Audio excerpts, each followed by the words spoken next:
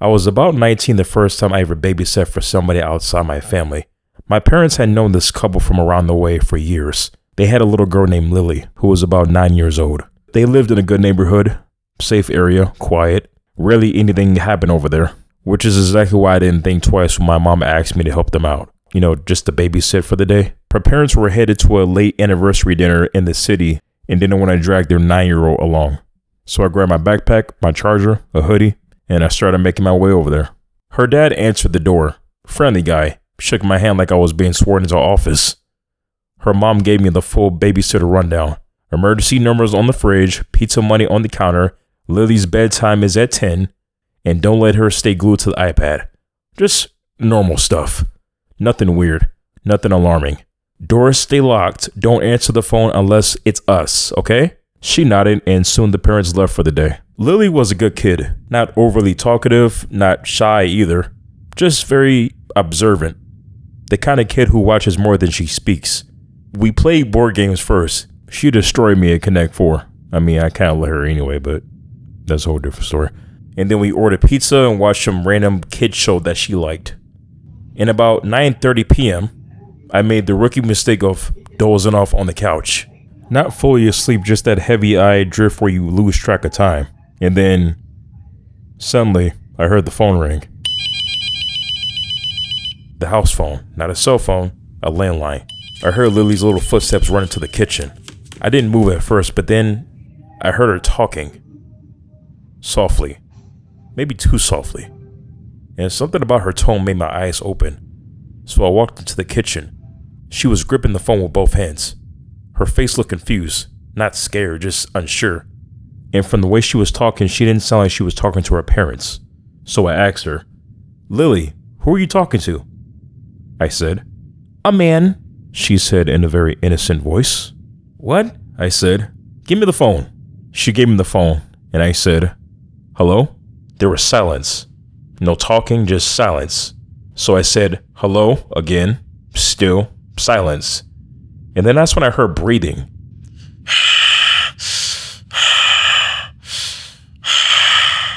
At that point, I was starting to get a little bit pissed off. "Look, whoever this is, don't call back, okay?" And then I hung up. I looked at Lily and I asked her, what did he say to you?" She shrugged.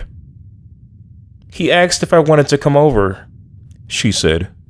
Yeah, no." I knelt down in front of her. "Don't ever talk to somebody like that ever again. And don't answer the phone anymore tonight, okay?" I said. Her eyes got a little wide. "Am I in trouble?" I shook my head. "No, you're not in trouble, okay? Just don't answer the phone, all right?" She nodded. "Okay." That should have been the end of it, but unfortunately it wasn't. I decided to check the rest of the house. Front door locked, back door locked, windows secure. Everything looked fine, until I got to the sliding glass door in the back. I don't know what made me do it, but I pulled the curtain back. And then that's when I saw him. A man, standing in the backyard, just staring directly at me. His face was barely visible in the dark, but I could see enough to know he wasn't just some random guy passing through. He was watching the house. We locked eyes for a few seconds.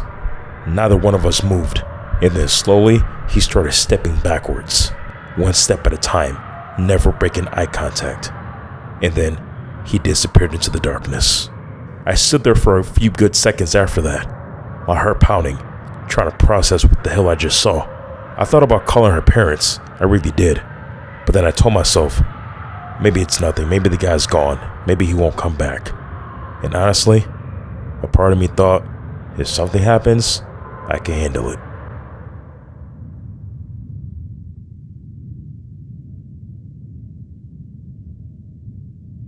I told Lily it was time for bed. She didn't argue. I stayed upstairs with her. "Can you stay until I fall asleep?" she asked. "Yeah, of course," I said. Within 10 minutes, she was out.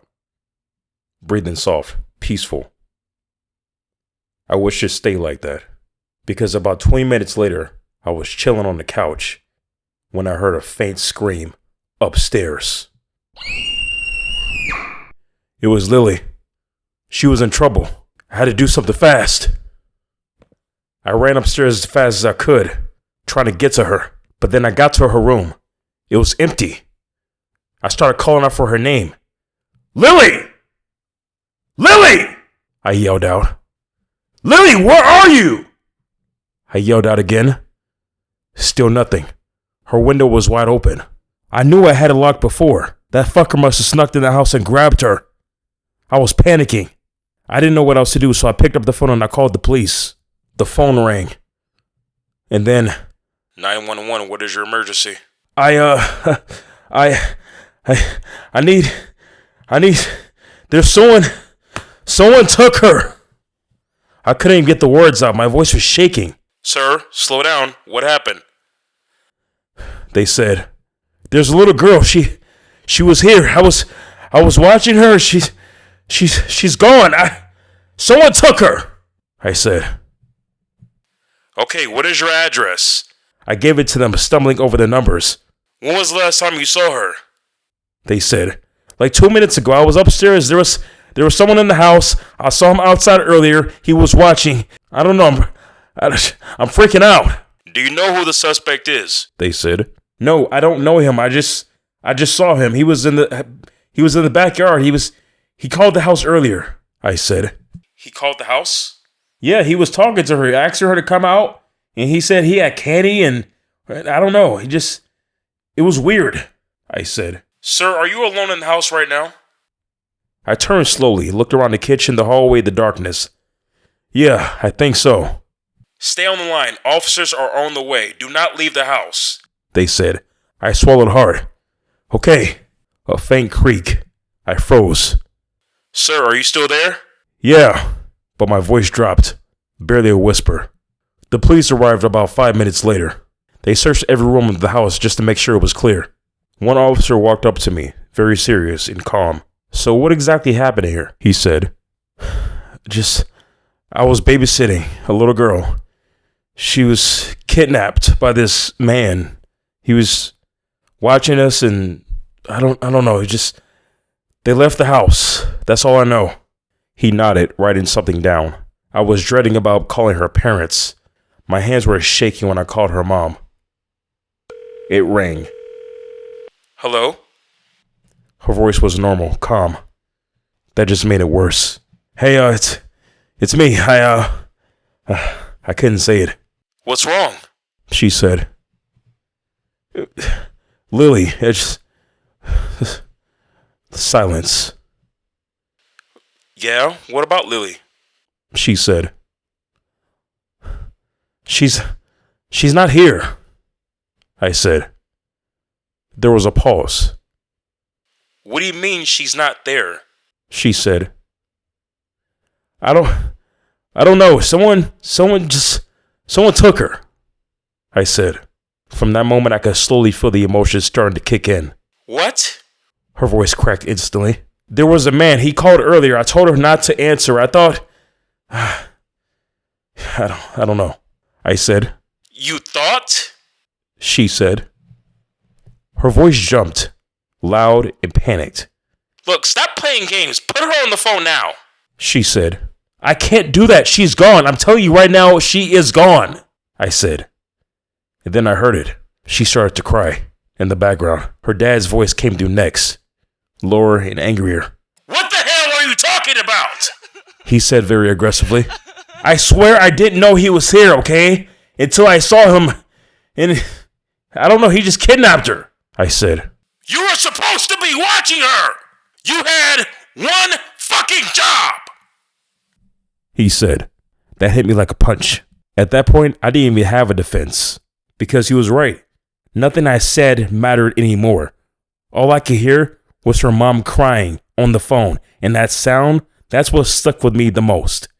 Not the man, not the footsteps, just that. I wanted to do right by her parents. And I was going to do just that. Whether the police were going to do something about it or not. The next day, I went into the police station. They wanted to ask me a couple of questions. Small room, metal table. 2 chairs across from me. One overhead light buzzing faintly. Detective Alvarez sat down first. A guy in his mid-40s, calm, measured. Detective Warren followed, middle-aged, sharp eyes. "Walk us through it again," he said. I exhaled. "I told you already. The guy called, I saw him outside, then she was gone," I said. Warren leaned forward. "You fell asleep?" He said. "Yeah, I dozed off for like 20 minutes," I said. 20 minutes is a long time," Warren said flatly. Alvarez kept his tone neutral. "Did Lily seem upset with you at all that night?" "No." "Any arguments?" "No." "Did you raise your voice at her?" "I told her not to answer the phone," I said. Warren looked up from his notes. "Did you scold her?" "Like I said, I told her not to answer the phone," I said. Silence. Alvarez tilted his head slightly. "So why didn't you call us when you first saw the man outside?"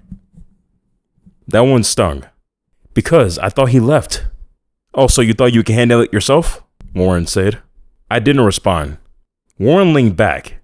"You're 19, alone in the house, parents are gone, you fall asleep, girl disappears, no forced entry, no witnesses." I felt heat rising in my face. "So what are you saying?" Alvarez spoke softly. "We're saying the circumstances aren't that great."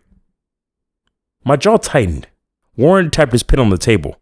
"Are you sure you didn't step outside for a minute? Maybe argue with her? Maybe things got out of hand?" I laughed once, just in disbelief. "Accidents happen," Warren continued. "People panic." My stomach flipped. "So you think I hurt her?" No answer, just that look. And from that point on, something in me snapped. So I leaned forward. "Okay, yeah, you got me. Yeah, I kidnapped her. Yeah, I planned this for months. Called myself from inside the house, climbed through the windows like I was Spider-Man, and I hid her in my back pocket. Yeah, sure, go ahead, arrest me." Warren's jaw tightened. Alvarez didn't react. "Watch your tone, boy," Warren said. "No, you watch yours. You think I'd call you if I did something?" I shot back. Alvarez raised a hand slightly. "Hey, calm down," he said. "You think I wanted this? You think I put myself in this position?" I said. Silence again. Heavy. Alvarez leaned in. "If he found out that you're lying..." "I'm not," I said. He held my gaze for a long second, searching, and then he stood. "We'll be in touch." And then I left the room. For the first time that night, I realized something. They didn't believe me. If they didn't believe me, they weren't going to find her. I didn't sleep after that. Every time I closed my eyes, I saw the window, the backyard, the man holding her shoe, and just her innocent little voice stuck in my head, just wondering what she's going through right now. Days passed. Police questioned me again. Neighbors, family, friends, everybody. And just nothing. No trace, no body, no ransom. Just gone. But I couldn't let it go, because if I did, then it meant she was just another missing kid on the news. Then I started replaying everything in my head, every detail, every sound, and then I remembered something. During the 911 call, before the dispatcher picked up, there was a sound, a long steel-on-steel groan, and then a faint clink, and then silence, and then another deep metallic roll. And suddenly, I knew what it was. Train tracks. Not the horn, not the whistle, not the rails. That low grinding vibration you feel more when you hear a freight train passing by a mile away. It wasn't close, but it wasn't far away. And once I realized it, I couldn't unhear it. I started thinking about the geographic around Lily's house. Rural stretches, places where tracks run through woods. And then I went online. I tapped in abandoned houses near rail lines within 5 miles. 3 results popped up. 1 demolished, 1 recently searched by police, and 1 still standing. An old farmhouse, unmaintained, overgrown. And the second I saw the satellite image, I felt it. The same pit in my stomach I felt when I saw him in the yard. And that's when I knew if I was going to find her, it would be right there. The farmhouse looked worse up close. Windows boarded except for 1 cracked pane near the back. Tall grass brushing against my legs as I moved. No lights inside, no movement, no sound. That almost made it worse. I killed the engine down the road, and I walked the rest of the way. Each step felt louder than it should have. I didn't know if he was inside, but I knew one thing. If she was in there, I was not leaving without her. I circled the house slowly. Front door chained. Side door rusted shut. Back window cracked, loose in the frame. So I pressed gently. It creaked, and I froze. And I listened, and there was no sound. I slid it up inch by inch. Every tiny movement felt like it echoed for miles. When it was just high enough, I slipped through and lowered it carefully behind me. Inside it smelled like mildew and old wood. Dust floated through the beam of my flashlight. I kept it low. I didn't want light flashing through the windows, but the house was quiet as hell. And then I heard something. Faint, a shuffle. Not upstairs, but below. There was a basement door at the end of the hallway. Closed. My heart started to hammer again. I moved slowly. I turned the knob. It was not locked. The stairs creaked under my weight. Every single step, I couldn't stand it. But halfway down, I heard something else. Soft. Almost like somebody sniffling. "Lily?" I whispered. I stepped down into the basement. One bulb light hung from the ceiling, and there she was, in the corner, sitting on a blanket. Her head snapped down when she saw me, and for a split second, she just stared, like she wasn't sure it was real. And then she ran towards me. "Lily!" She crashed into me, arms wrapping around my waist so tight it knocked the air out of me. But I didn't care. "I knew you'd come," she whispered, shaking. I dropped to my knees and I held her. "I'm so sorry. I am so sorry." "I thought you left me," she said. "That won't hurt." "I didn't. I would never leave you," I said. We didn't have time for anything else, because then, upstairs, a door opened. Heavy footsteps. Slow, measured, and then a voice, calm, echoing down the stairwell. "Lily!" My blood went cold. "I got a surprise for you." She grabbed onto my shirt. "He's coming," she whispered. The footsteps moved towards the basement door. We didn't have time to think. I looked around fast. There was a small crawl space opening near the back wall, barely noticeable behind old shelves. "Can you fit through there?" I whispered. She nodded quickly. The basement door creaked open above us. "Oh, Lily! Come out wherever you are." I killed the flashlight instantly. The darkness swallowed us. We moved quietly, crouched low. I lifted the loose board covering the crawl space, and I helped her slide through, and then I squeezed in after her, barely. The footsteps hit the basement floor. I could see his boots through a crack in the shelving. He walked very slowly, scanning. "Come out, you little brat," he said. My stomach dropped. We had to get out of there fast. He stepped closer to where we had been standing seconds ago. He stopped, still listening. I held Lily close, covering her mouth gently as her breathing got shaky. Seconds felt like hours, and then, finally, he turned and walked back up the stairs. Crawlspace's window was smaller than I thought. Too small. "Go!" I whispered urgently. "Now!" Lily climbed toward it, but when she tried to push the screen out, it didn't budge. She looked back at me, panic rising. "It's stuck!" Upstairs, a floorboard creaked. Slow, deliberate. He was moving again. So I grabbed the screen and I shoved harder. It gave suddenly with a metallic snap, way too loud. We both froze, and then there was footsteps, fast this time, rushing downstairs. The basement stairs shook as he came down quickly. No more slow walking, no more convoys, just heavy boots pounding against wood. I boosted her up. "Go! Crawl through!" She squeezed through the window frame, scraping her arm. Behind me, the basement door slammed open. I turned. He was halfway down the stairs already. Dark jacket, same build. Same stillness in his eyes. Only now, he looked angry, pissed off. "You're not going anywhere," he said. I shoved myself through the window frame, shoulders catching on splintered wood. The frame cracked loudly. He lunged at me. I kicked him instinctively, connected with something solid. He grunted. I twisted, pulling free just enough to drop outside into the grass. But he wasn't done. He climbed through after us, faster than I expected. "Run!" I yelled. We sprinted through the tall grass towards the road. The car was maybe 30 yards away. Footsteps running fast behind us. He grabbed Lily's hoodie. She screamed. I turned immediately. No thinking, just reaction. I shoved him. I shoved him hard. We both went down, rolling in dirt and weeds. He was stronger than I thought. He swung at me, fist connecting with my cheek. The stars exploded in my vision. Lily was crying. He tried to get back up, but I tackled his ass again, and this time I hit him in the face with everything that I had. Once, twice. He grabbed my collar and slammed me against the ground. The breath knocked out of me. I saw Lily standing frozen a few feet away. "Get to the car!" I screamed. She ran. He tried to stand again, but I grabbed his leg and I yanked it. He stumbled just enough, just long enough. I got up and ran, pain shooting through my side. We reached the car. I fumbled the keys, I dropped them. My hands were shaking so badly to even grab them at this point. And behind us, he stepped out of the grass, walking toward us. Not running anymore, just walking very menacingly. I got the door open.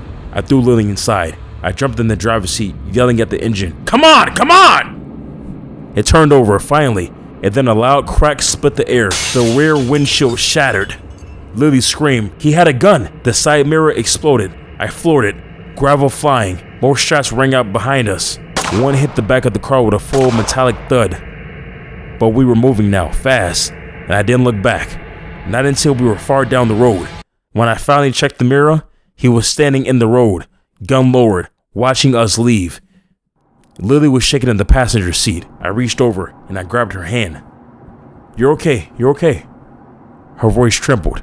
"Thank you," she said. She leaned her head gently against my arm. Still shaking, but calmer now. I tightened my grip on the steering wheel. You don't have to ever thank me for that. I just did what I need to do." She closed her eyes, still holding on to my sleeve like she was afraid I might disappear again. And for the first time since that night started, I allowed myself to breathe. Even as the farmhouse disappeared in the distance, I couldn't shake the feeling that he was still out there, still watching, still waiting. The police searched the house. They searched every room, every closet, every inch of that basement. Flashlights sweeping over concrete and broken shelves. One officer even measured the crawlspace window we escaped through. But ultimately, they found nothing. The dog tracked a scent towards the tree line and then lost it, like it just stopped.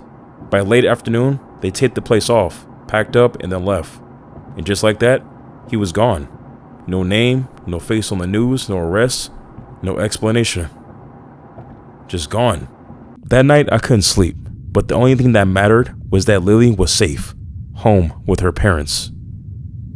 But when I closed my eyes, I couldn't shake the feeling that he was somehow still out there. I just can't get it out of my head that somewhere, in some yard, behind some curtain, he's still standing there, watching somebody. And if he comes back for either me or Lily, I'll be ready.